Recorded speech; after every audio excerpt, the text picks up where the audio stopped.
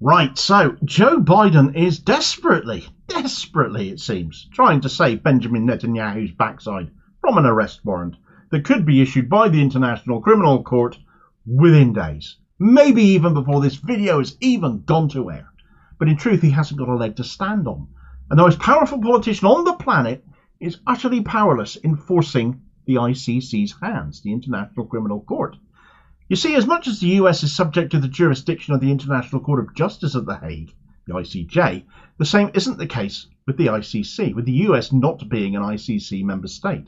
So Genocide Joe can whine and bleat for Israel's sake all he likes, but as far as the ICC Chief Prosecutor goes, it doesn't amount to a hill of beans. So will Biden's efforts fail then? Well, by rights they should. However, if they don't, then something will have happened behind the scenes which the ICC had better have inordinately good answers for. That, or the US, for Israel's sake, might be preparing to do something a whole lot worse. Right, so Joe Biden, desperately unhappy that arrest warrants for Benjamin Netanyahu, his defense minister, the eternally scowling Yoav Gallant, and the chief of staff of the Israeli Defense Force, Herzli Halevi, could be coming potentially at any time as I'm writing this, but reputedly at some point this week, from the ICC, the International Criminal Court. And actually, it isn't just Biden, because the Republican Party is saying exactly the same, but they're basically threatening repercussions if the ICC go ahead with this. Now, last March, when ICC Chief Prosecutor Karim Khan issued an arrest warrant for Vladimir Putin in relation to crimes committed against Ukraine, Biden was all over this, fully in support of it, fully welcoming the war crimes and the charges levied against him based on territorial dispute. I'll come back to that point in a minute. But when the same likely charges are going to get levied against Israel, well, justice be damned, they are US allies and we're not having this. It seems the ICC's word is only good for as long as the US agree with it. And they're not even part of the ICC. So get stuffed.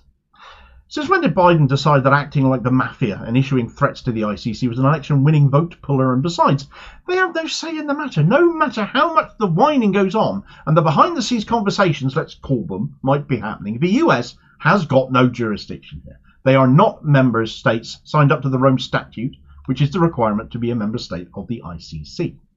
Now, territorial dispute being the reason Putin got an arrest warrant levied against him, which Biden, of course, readily agreed with.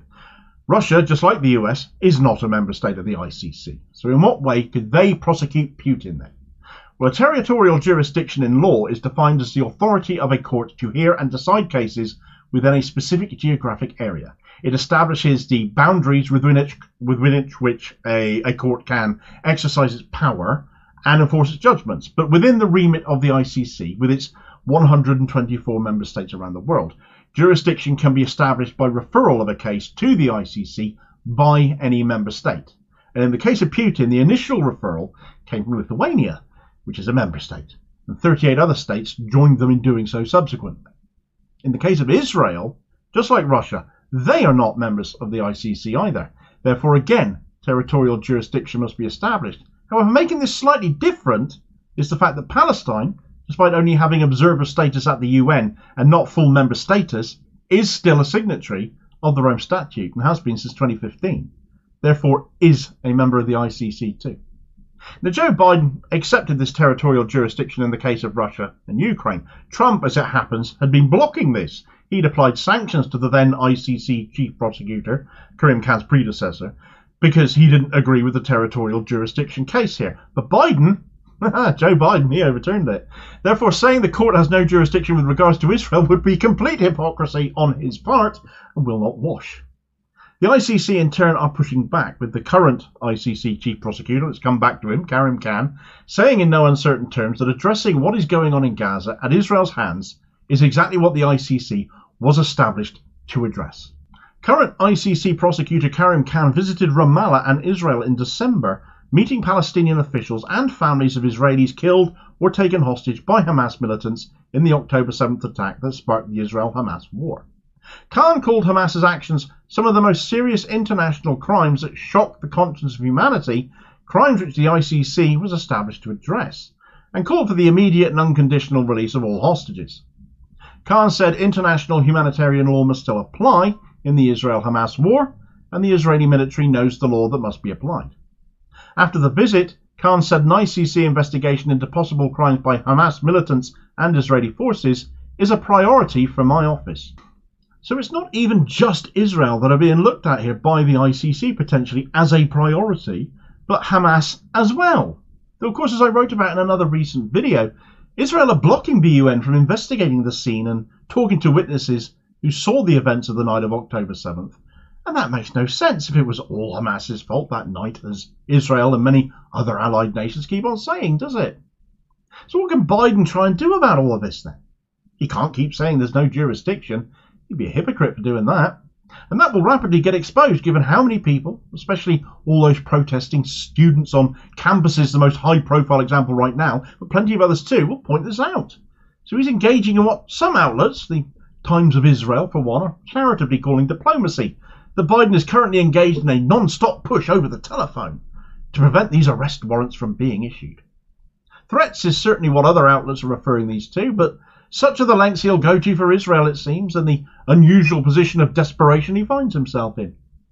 Now, if I were of the opinion that Karim Khan was subject to such coercion, and having said already that the court has jurisdiction, and this being demonstrated by Palestine's membership, he's in a bit of a bind if he decides to do a U-turn, I'd imagine we'd have seen or heard something before now on that.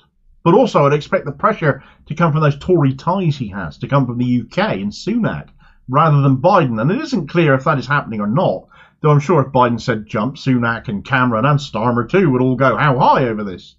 It's said Biden is part of diplomatic efforts, so the UK may well be involved too, and seemingly right now to no avail either. What else can Biden try? Well, there is the small matter of the American Service Members Protection Act, better known as the Hague Invasion Act, which swears down if the ICC try and prosecute US allies, they'll literally invade the Hague. Biden thinks he's got problems on US campuses right now for his ongoing support for Israel. Try invading the Hague and see what reaction you get then.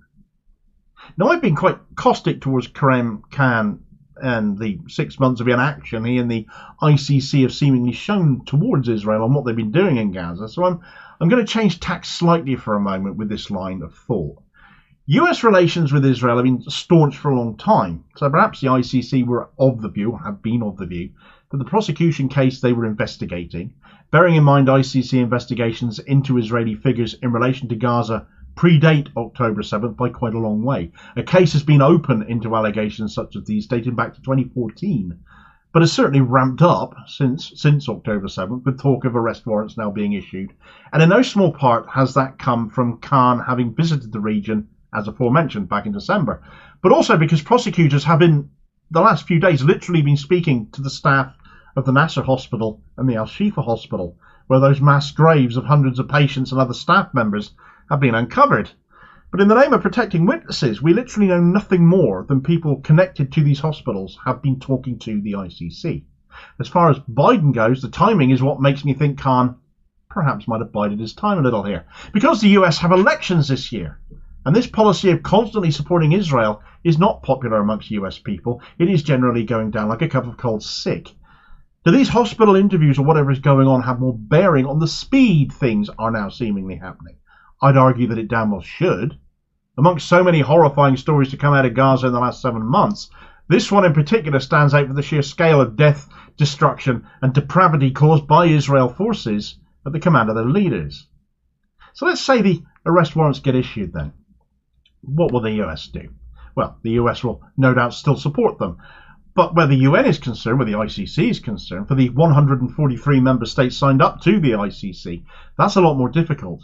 And that does include us here, the UK. We are signatories. We'd be obligated by law to arrest those individuals should they ever come here. And it would make the Tory government's ongoing support for Israel, and indeed that of opposition parties, meaning you, Keir Starmer, to continue to unequivocally support the state with arms and aid still, while said people are still running that country, that government, and it potentially puts Tory MPs at this moment in time at risk of prosecution for aiding and abetting, I would imagine. Ironically, this might be even worse news for Keir Starmer, though, because he's heading into an election period. And can you imagine still choosing to support Israel as a former human rights lawyer, prosecutor, director of public prosecutions? I nearly forgot he was the director of public prosecutions, sir. After arrest warrants get issued and still try and convince people he can be trusted. I mean, he lies like he breathes anyway, but wriggle out of this one. At any rate, It'll be an interesting few days looking out for those arrest warrants being issued. Will they be issued at all? Are they going to come in the next few days? Will we be kept waiting a little bit longer? Who knows? And seeing some people who deserve to have a really bad day have one collectively as a result of that. Human rights laws, humanitarian laws, international laws, they have to mean something.